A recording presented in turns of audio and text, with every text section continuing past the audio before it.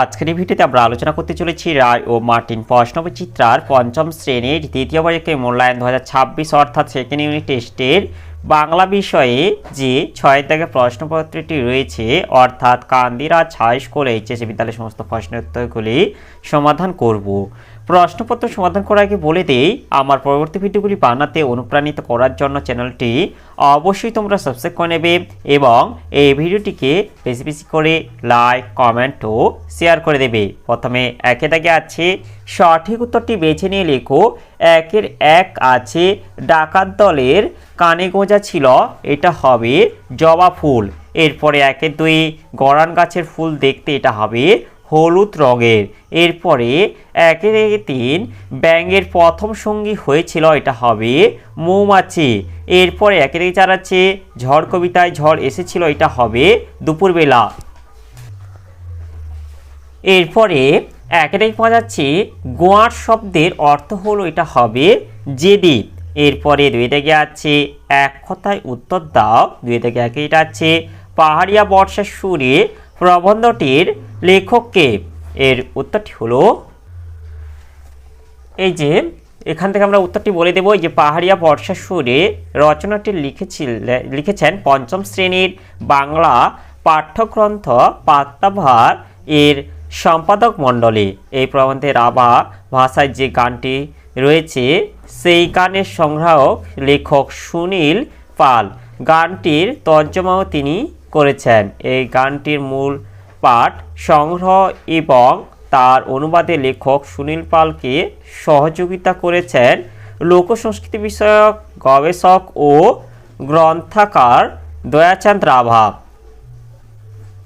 এই প্রবন্ধে লেপচা সম্প্রদায়ের মধ্যে প্রচলিত যে গল্পটির বর্ণনা করা হয়েছে সেই লেপচা গল্পের বাংলা তর্জমা করেছেন ঐন্দ্রিলা ভৌমিক। তাহলে তোমরা কেবলমাত্র উত্তরটা বলে দেবে যে পাহাড়িয়া বর্ষার সুরে রচনাটি লিখেছেন পঞ্চম শ্রেণীর বাংলা পাঠ্যগ্রন্থ পাত্তাভার এর সম্পাদক মণ্ডলী। এরপর এটা আছে দুয়ের দুই ধনায় কিসের মন্ত্র জানে? ধনায় মৌমাছি তাড়ানোর মন্ত্র জানে। এরপর দুয়ের তিন আছে মায়াতরী শব্দের অর্থ কি? মায়াতরী শব্দের অর্থ হলো মায়াবী গাছ। এরপরে দুয়ের চার যেটা আছে কোন গাছটা ধরে ধনায় শীষে পার হতে চেয়েছিল? এটা আমি তবলা গাছটা ধরে ধনায় শীষে পার হতে চেয়েছিল। এরপর দুয়ের পাঁচ আছে নিকেল করা বিকেলের আলো কবি কোথা থেকে দেখতে পান? এটা হবে মাঠে থেকে।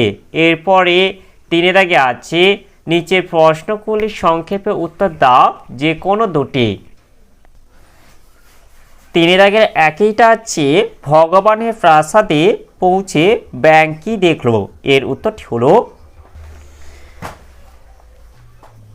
ভগবানের প্রাসাদে পৌঁছে ব্যাঙ দেখলো যে সেখানে সবাই নানান ভোজ ও আনন্দ উৎসবে ব্যস্ত, তাদের স্ত্রী ও মন্ত্রীরা মহানন্দ করছে।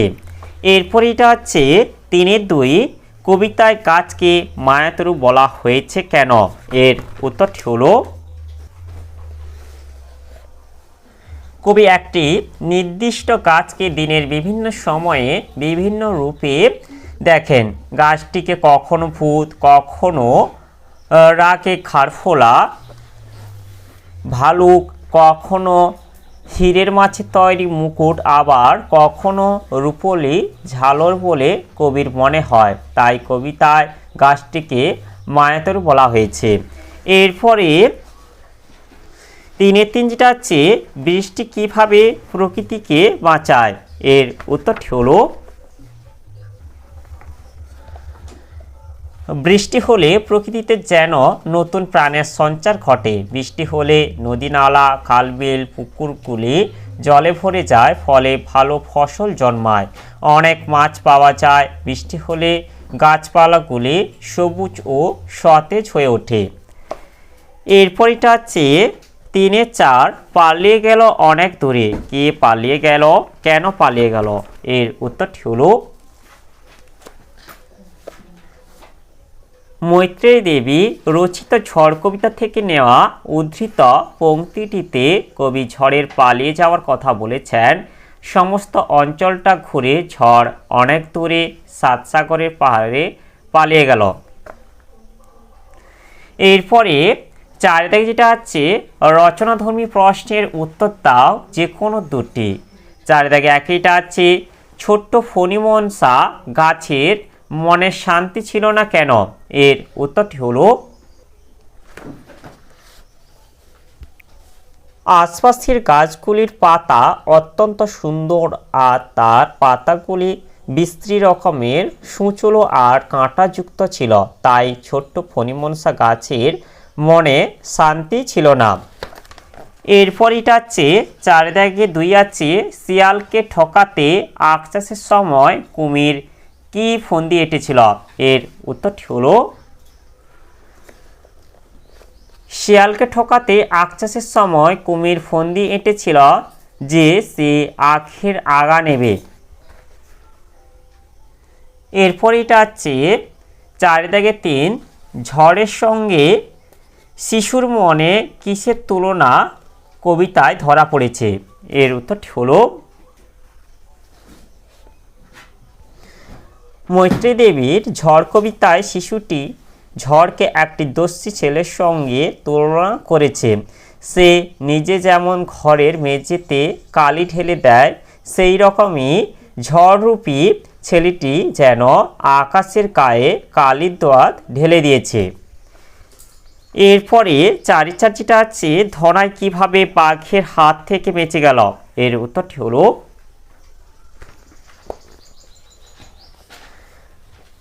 ধনাই মধুর কলসি মাথায় নিয়ে চলছিল। সে শিশে পেরোনোর আগে কফিল ও আরজানের কোনো সাড়া শব্দ না পেয়ে একবার পিছন ফিরে তাকায়। তখনই সে দেখে সমস্ত বন কাঁপিয়ে একটা বাঘ তাকে লক্ষ্য করে ঝাঁপিয়ে পড়ার উপক্রম করছে, কিন্তু ধনাইকে আক্রমণ করতে গিয়ে বাঘটা তবলা গাছের ওপর পড়ে এবং তবলা গাছের লেগে বাঘটা মাথায় আঘাত পায়। বাঘটা উল্টে গিয়ে শীষের ওপর পড়ে। এভাবেই ধনাই বাঘের হাত থেকে বেঁচে গেল। এরপরে 5 দাগে যেটা আছে লিঙ্গ পরিবর্তন করো। 5 দাগের 1 যেটা আছে গুণবান, গুণবান থেকে এটা হবে গুণবতী। 5 2 যেটা আছে প্রকাশক, প্রকাশক থেকে এটা হবে প্রকাশিকা। 5 3 যেটা আছে শোভন থেকে এটা হবে শোভনা। 5 4 যেটা সদস্য থেকে এটা হবে সদস্যা। এরপরে 6 দাগে আছে বচন পরিবর্তন করো। 6 দাগে 1 যেটা আছে ভক্ত থেকে একটা হবে ভক্তবৃন্দ। এরপর 6 দাগে 2 যেটা আছে মেঘ থেকে এটা হবে মেঘমালা। এরপর 6 দাগে 3 মালা থেকে এটা হবে মালাগুলি। 6 দাগে 4 পদ থেকে এটা হবে পদগুলি বা পদ সমূহ। এরপর 7 দাগে যেটা আছে বিপরীত শব্দ লেখো। 7 দাগে 1 যেটা আছে শাশ্বত, এটা হবে নশ্বর। এরপর 7 দাগে 2 যেটা আছে কোমল, এটা হবে কঠিন। এরপর 7 দাগে 3 যেটা আছে তীক্ষ্ণ, এটা হবে ভোঁতা। 7 দাগে 4 যেটা আছে কাজ, এটা হবে অকাজ। এরপরে 8 দাগে যেটা আছে চিঠি লেখো যে কোনো একটি। 8 দাগে 1 এটা আছে একটি বৃষ্টির দিনের অভিজ্ঞতার কথা জানিয়ে বন্ধুকে চিঠি লেখো। এর উত্তরটি হলো, এটি আমি তোমাদের কমিউনিটিতে পোস্ট করে দেব, তোমরা গিয়ে দেখে নেবে। এরপর 8 দাগে 2 যেটা আছে বিদ্যালয়ে প্রতিষ্ঠা দিবস উপলক্ষে আয়োজিত অনুষ্ঠানের বিবরণ দিয়ে দাদাকে একটি চিঠি লেখো।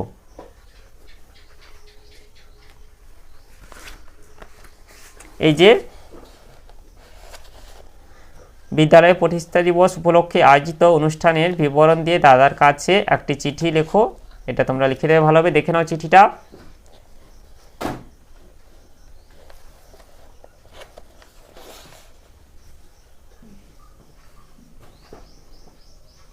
তোমরা এইভাবে লিখে দেবে তোমাদের নাম ঠিকানা পরিবর্তন করে।